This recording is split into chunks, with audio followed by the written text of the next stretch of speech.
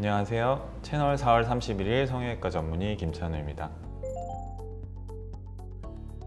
첫 수술과 재수술을 나누기 전에 이제 비절개 방식과 절개 방식의 차이를 먼저 알고 계시면 아마 이해가 좀 쉬우실 것 같은데요. 비절개 방식 혹은 자연유착 방식이라고 하는 방법은 피부에 작은 구멍을 뚫어서 그 구멍 사이로 봉합살을 지그재그 방식으로 교차시켜서 이제 피부와 안검판 간의 유착을 유도하는 방식입니다. 절개 방식은 말 그대로 이제 눈꺼풀 피부에 절개선을 넣고 이제 안검 거근 근막이나 알륜근 혹은 피부, 안화 지방 같은 내부 조직의 어떤 조작을 시행해 줄 필요가 있을 때 시행하는 수술법이고요. 내부 조직에 특별한 조작을 가할 필요가 없는 상태다라고 하면 재수술이라도 비절개 방식으로 수술을 시행할 수도 있고요. 반대로 내부 조직에 어떤 조작을 가해야 되는 상황의 재수술이라면 절개 방식으로 수술하는 것을 권해드리고 있습니다. 예를 들면 첫 번째 쌍꺼풀 수술 이후에 시간이 많이 경과해서 피부 처짐이 좀 많이 발생한 경우, 피부 절제가 필요한 경우가 있을 수 있겠고요. 두 번째는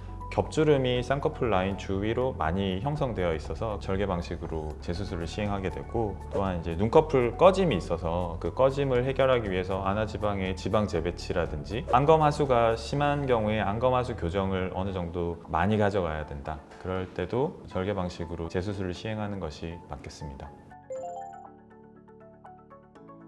우선 결론부터 말씀드리면 쌍꺼풀 라인은 교정할 수 있습니다. 물론 눈 성형 수술이 절개법이라고 해서 한 가지 방법으로 정형화된 건 아니기 때문에 절개법이라고 하더라도 눈꺼풀 속 구조물에 어떤 수술을 했는지, 예를 들면 알륜근이나 피부를 얼마나 절제했는지, 안검 거근을 단축술을 시행했는지, 예전에 수술 자리 흉터가 얼마나 자리 잡고 있는지에 따라서 교정을 하는데 어려움이 있거나 아니면 좀 더 쉬운 방법이 있거나 할 수는 있지만, 일반적으로는 라인을 높이거나 낮추는데 가능성은 모두 있다고 보셔야 됩니다. 다만 이제 나이가 들어가면서 피부 처짐이 있어서 조금 더 라인을 높이고 싶은 경우에는 수술이 라인을 낮추는 것보다는 조금 용이한 편이고요. 반대로 높게 잡았던 라인을 조금 더 낮추는 수술들은 기존에 있던 상방의 유착 조직을 좀 풀어주고 아래쪽에 라인을 새로 형성시켜야 되기 때문에 난이도는 있는 편이지만 그래도 라인 낮추는 게 불가능하진 않다고 말씀드릴 수 있겠습니다.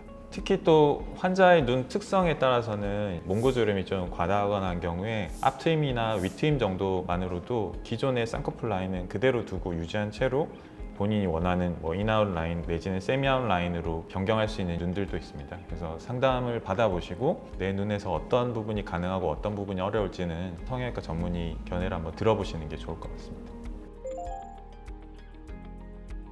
쌍꺼풀 재수술은 수술로 한번 조직을 건드려 놓은 상태에서는 조직이 안정화되는 데까지 시기가 좀 필요합니다. 일반적으로 6개월 전후부터 재수술이 가능하다고 보시면 되겠고요. 하지만 이제 아주 경미하게 수정을 한다든지 아주 작게 한 포인트 정도 라인을 수정한다든지 하는 수술은 그 시기보다 조금 당겨질 수는 있습니다. 그래서 어떤 수술을 받게 될지 상담을 받아보시고 결정하시면 될 것 같고, 일반적으로 이해하시기는 6개월 이후부터 재수술하는 게 다르겠다, 이렇게 이해하시면 좋을 것 같습니다.